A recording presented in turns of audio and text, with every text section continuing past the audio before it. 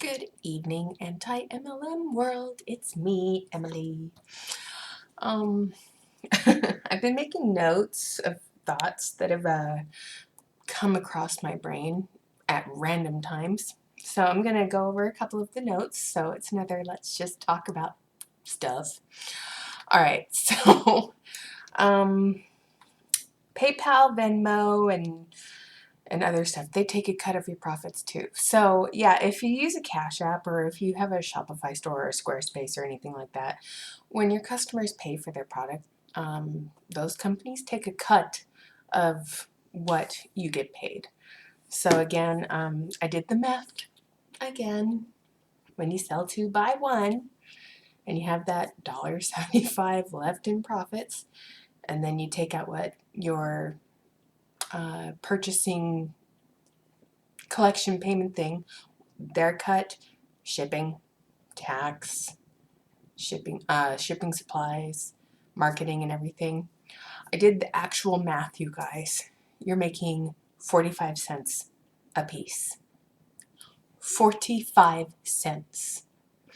Now, when they say 45% profit, what they really mean is 45-cent profit. 45 cents. Cents. Cents. How many nickels is that? Let's do the math. Look, you would have a lot of nickels. It just blew my mind when I did that math. So yeah, 45 cents instead of 45%. Okay. My husband and I also had a little conversation the other night about how you had to be the right kind of person to level up. And we kind of compared it to our religious upbringing, because thankfully my mom and dad never got caught up in MLM world, and they just worked at their jobs. They never took the bait. My mom never sold any Tupperware or anything like that. She was too busy. She had 5 daughters. My dad was too busy. He had a big yard. My dad likes to garden, and he's really cute about it too. He's a lot like his dad that way. But my husband was telling me about how you had to be the right kind of family to level up. Otherwise, you were an underling, someone that they preyed upon. So he was telling me about how his dad sold rainbow vacuum cleaners, an MLM. He got caught up in the Fuller Brush Company, MLM. The Knife Company, MLM. His mom didn't do any MLMs, but we have family members who were in MLMs, like Cookie Lee Jewelry and Pampered Chef and Tupperware, and now some key lime athleisure wear. Yeah. And, before I joined Paparazzi, there was an MLM that I didn't realize it was an MLM. I just liked their clothes. It was called Layers Clothing. And I joined to be a Layers Clothing distributor, but they went under real quick because the clothes fell apart. It was kind of very similar to LuLaRoe before LuLaRoe became a thing. But yeah, I'm gonna talk more about how you have to be the right kind of person. So in the Mormon Church, if you weren't active in your ward, they didn't give two shits about you, basically. But if you went to your bishop for help because your family was struggling and needed help, the church would help you with money in exchange for service. Well, MLMs don't help you with money in exchange for service. They ask you to sign up to enrich those above you. And if you're trying to get a better standing in your ward, you'll sign up because you want to be accepted by the mean girls, by the cliques. So yeah, we went into a really in-depth conversation about that, and it kind of blew my mind what we discussed. And I wish I took notes, but I was just having a conversation with my husband, okay? So I didn't really want to take notes, but it was kind of sad that his parents, who didn't have the money to spend on MLMs, they were taken in by it. It's kind of a shameless thing that these people did. It was kind of despicable. You know, it was what they did. They preyed on families that really couldn't afford it. I mean, and they made promises of getting rich quick, and no, what they did was beyond the pale. Just, I'm trying to think of other words that are not disgusting, but it's disgusting, okay? And that's my word, and I'm gonna use it. What MLMs do to people is disgusting. Case in point. It is. Ugh. Okay. Now, I'm seeing on Facebook, and I don't know how this happened. I know Facebook has these stupid algorithms and stuff, but I'm like seeing videos lately because I'm a part of the Recovering Paparazzi Consultant group. But lately, I'm getting a bunch of videos of actual paparazzi live sales. So I've been hiding them as they pop up, but if I'm just scrolling through my Facebook feed, ugh. And I'm seeing a lot of them doing a lot more live videos than normal. Like, I guess they're trying to actually sell product right now, because I think some of them are actually saying that their commission checks are going down. And if that's the case, well, maybe you shouldn't have reported the Recovering Paparazzi Consultants to compliance, and compliance maybe shouldn't have been so cancel happy, because they did. They went cancel happy, and I don't know how many people they canceled. I mean, I'm sure it's quite a few if uplines are actually having to sell product to make money. But it's funny that people aren't buying the product. And I talked to my old teammate today, and I asked her how she was doing and how much more she sold off of her product. And she hasn't been able to sell it for a month, even in going out of business groups. And she doesn't have Square, so she's not going to sign up for Square. And someone told her, well, it said business write-off. And she's like, I don't have a business. I haven't been in business for over 20 months. I just have a bunch of inventory that I'm trying to get rid of. So she's not going to sign up for Square to collect money to send stuff when PayPal should suffice, right? So I introduced her to a couple other going out of business groups. Hopefully she'll be able to offload some of her inventory, because she had a lot, not as much as me, but she had a lot. Okay. And that's something that, if someone's truly trying to go out of business, they don't have access to some things, nor would they want to sign up for something just so they can offload their inventory. It doesn't work that way. Because if I was trying to get rid of my inventory, I would not be signing up for Square. Alright, so I didn't have a chance to look at new releases today because, honestly, I have a life and I was busy. I mean, I got my first paycheck today from my new job, and I went and talked to my boss about my schedule.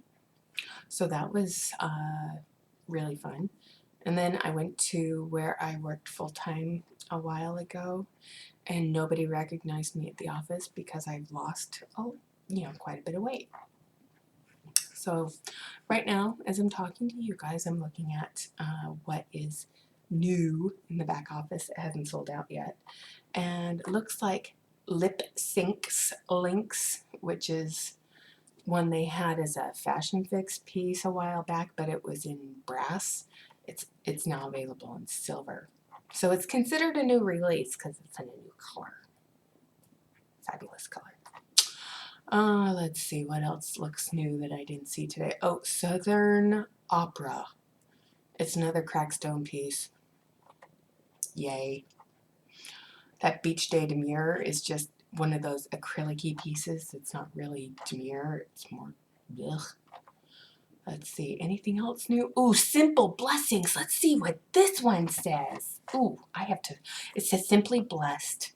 It looks like something they stole from Pinterest. And it has little purple beads on it with little pearls. But it's Simply Blessed. Because, you know, let's use our propaganda to say how blessed we are to be a paparazzi consultant.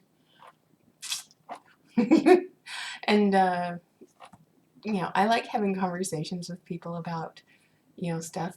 If you really, oh my gosh, jaw-dropping jellies in silver, those iridescent jelly things, they're still available in the back office, you guys. I'm shocked. These little iridescent things aren't selling out. Wow. Shocking. And then they have the new colorfully contagious hoops, and it's basically hoops with embroidery thread wrapped around them. Yay! Let's get some embroidery thread and wrap it around a hoop and sell it for $5. The poop earrings are still there. That's fun. Farmhouse fashion, which is wood with a brass thingy around it. So, oh, Botanical Bonanza. These are not new. They may look new, but I remember when I first signed up and they were in my kit. These botanical wiry flowers were in my kit. They didn't have a little fakey rose in the middle of them. They were just wire flowers.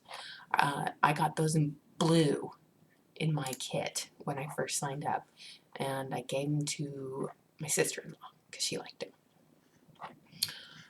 Let's see, bracelets. Oh, they have the Growing Strong bracelet in purple now. Growing Strong has faith, hope, and peace. The same stupid little charms that are on the faith and peace pole bracelets. Now they have it in one of those silver bracelets that you can clip on. Yay. Or yay. The Seer Stone's still there. The Joseph Smith Seer Stone is still available in the back office. Oh no. Oh no. And now I'm thinking of TikTok. Oh no. Oh no. The Ultra Urban is now available in blue. The Wonder Woman bracelet is now available in blue. The red one's still sitting in the back office, but now they have it in blue. Oh my god, it's ugly. So freaking ugly. Ugh. So, okay, so this is another thing that I was talking to a friend of mine about today.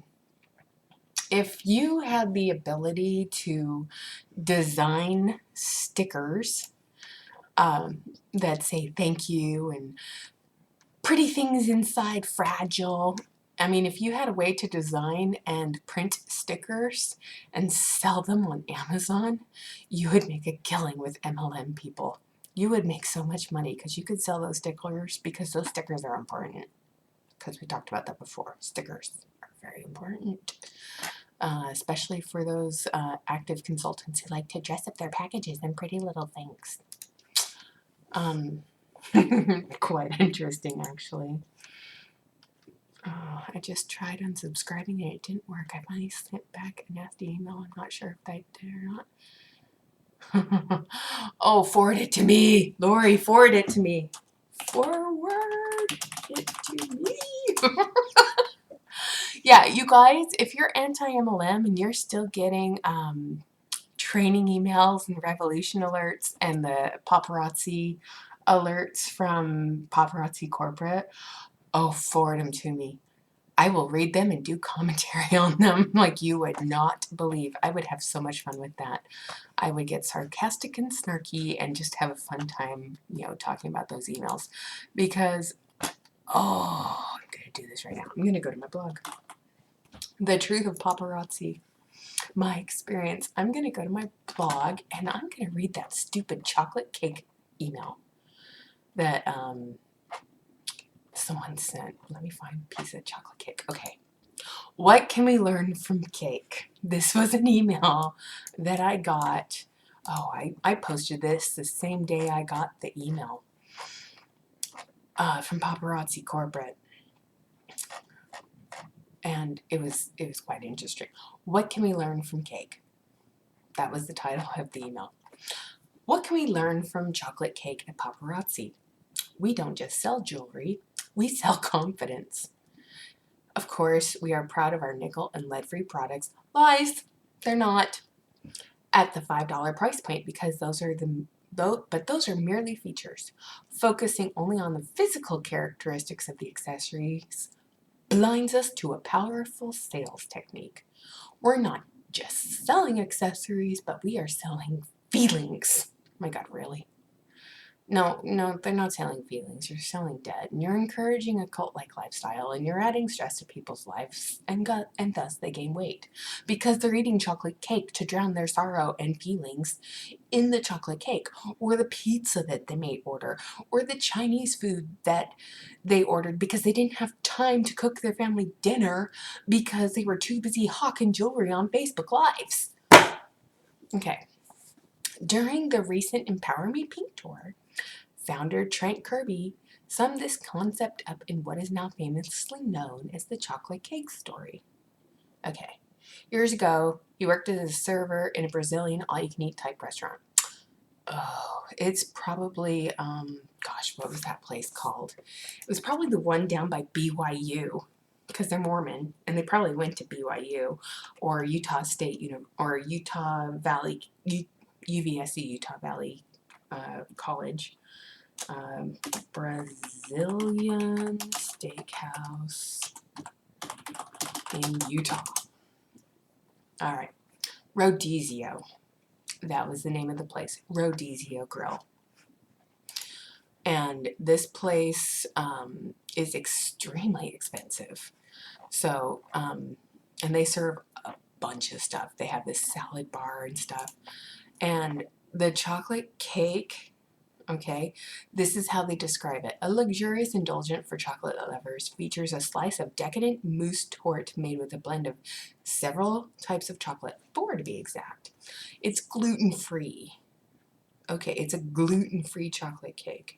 Or you can get the Bolo Brigadiero, or whatever they call it, which is a 3-layer chocolate cake served with an avalanche of their warm ganache chocolate sauce with bananas and ice cream, whipped cream, and cherries. This freaking piece of cake, I believe, is like $12 for this piece of cake. Not worth it because it's really dry. Even with the ganache on top, I remember it being really dry because I had a boyfriend that took me there once for my birthday. All right, so back to his stupid chocolate cake story. I believe everyone can relate to this scenario when a server approaches your table at the end of the meal and asks if anyone has room for dessert. By this time, most customers would have their payment ready to go and would politely decline the offer. At this point, in order to sell a dessert, you would really have to paint a picture of the dessert and add the fact that it's an all-you-can-eat restaurant and the chances that anyone had room left for dessert were next to nothing. Instead of passively asking if people had saved room for dessert, and I dropped the check on the table and I'm like, and I would begin selling a feeling and sensation of eating the actual cake. Eating the cake. Everyone has a sweet tooth. No, not really. After gastric surgery and having dumping syndrome, no, you don't have a sweet tooth. In fact, if you have a sweet tooth, you know what's coming 45 minutes after you eat that piece of cake. Your stomach starts gurgling, you get the sweats, and then you damn well better be near a bathroom. Otherwise, you're screwed. Okay? So he paints the picture of the cake. Instead of passively asking, you tell them if they want to take the cake home and save it for later. I would explain they could drizzle chocolate syrup on the frosting and heat that slice up in the microwave, and it tasted just like it came out of the oven, and I didn't focus on the features of the cake but the feelings that were produced from eating the cake. And guess what? My sales rocketed. Yeah, because at these all-you-can-eat restaurants, if you can talk people into a beverage outside of water, and in Utah everybody gets water, if you can talk them into a coffee, a tea, or a cocktail, and then get them to order dessert after spending $27 on this all-you-can-eat meat buffet where they serve you alligator, snake, and all this other stuff. Yeah. So, let's see. If I had approached the table and told them about this piece of chocolate cake that had 2,000 calories and would contribute to causing diabetes, was cooked early in the day, and had 3 layers, nobody would have bought it. But because I paint a picture of what the case would taste like when they sat down to watch their favorite TV show, you know, their sweet tooth would kick in. And they were, good night, Bubby. Are you going to go night-night with Daddy? Okay, bye-bye. If they were able to connect with the product and buy into the future experience, the cake scenario is completely identical. Next time you open up your orders to inspect your products, don't just focus on the features of the accessories, but focus on the feeling that wearing the jewelry creates. Focus on the incredible feeling of how putting on the accessories can spark confidence and courage. Focus on how that perfect splash of color, glitzy embellishments can help someone hold their head a little bit higher, and practice telling your customers how the colors complement their skin tone, or how a neck lengthens their body. Share how a pair of earrings adds sparkle to their eyes, or how a ring pulls the whole look together. As you target these aspects, you'll find that you're selling more than a piece of jewelry to your customer, and it sparks confidence. Okay. First person's live I ever watched before becoming a consultant told me that the rhinestones were Swarovski crystals. Yeah. Yeah, someone actually claimed that those cheap-ass rhinestones were Swarovski. I can't even say that word. But the crystals. No, they're not. They're cheap glass with mirrors behind them. They looked like that from a distance, but when you get up close and you really look at it, in fact, here's a piece. It's got a line down the middle of it. That is not a crystal. That is a cheap piece of glass that refracts light. And then you've got the stupid cheapy ass rhinestones right there. That's not a Swarovski crystal. Sorry to say. But you know, that's what I was told. That was what they were saying. All right. You can tell this was back in early 2020. Extended shipping processing times. As a result of exceptionally high sale volumes, we are experiencing longer than normal order processing times. No, what they were experiencing was that their warehouse workers who were there filling the orders were getting sick with COVID. And people were calling out sick. They couldn't come to work because they were sick with COVID. So they couldn't fill the orders that were coming in as fast. And they were still dropping new releases every single day. And yeah, shipping times were being delayed because we didn't have a vaccine yet. They weren't taking the pandemic seriously. And their warehouse workers were getting sick with the disease, with the virus. So yeah, things are going to get a little backed up. Thank you for your patience as we work to feed your $5 habit as quickly as possible and return our standard processing time of 72 business hours. Back when I got this chocolate cake email, 3 active consultants came back and told me that it had been up to 3 weeks before their orders were even being shipped. 3 weeks. 72 hours was the standard before. Okay, but now they were waiting up to 3 weeks to have their orders being shipped out to them, and they were expected to sell their old inventory while they were waiting 3 weeks to get their new inventory. How is that helpful? And don't be negative and don't complain. And they were still dropping those stupid new releases every single day, and people were getting further and further behind. One person that I talked to a lot back when I was getting rid of my inventory, she's a premier producer now. Yeah, she's still in the MLM. She was complaining that it took her 2 months to get an order. But her fashion fix showed up on time like clockwork. But the stuff she had actually ordered wasn't coming through. So, yeah, you're seeing me in my pajamas today because it's going to snow up here in Washington and the barometric pressure is off the charts. And I am feeling it really bad in my shoulders and in my hips.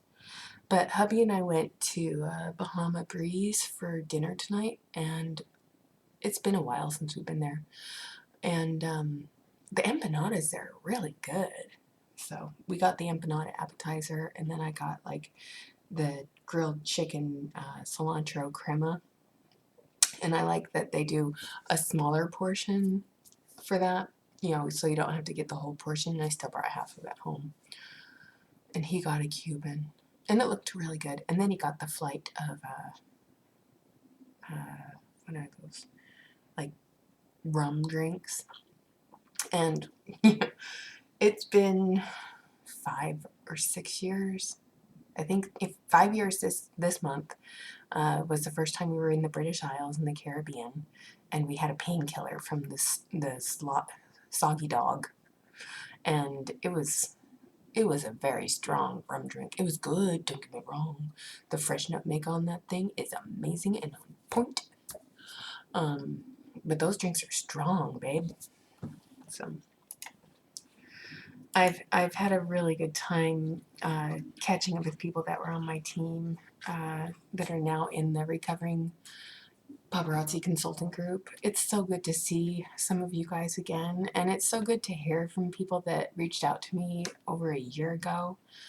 It's been so nice to hear from you guys, and it's been so nice to reconnect with you on a level where I don't feel like I need to be quiet or protect you.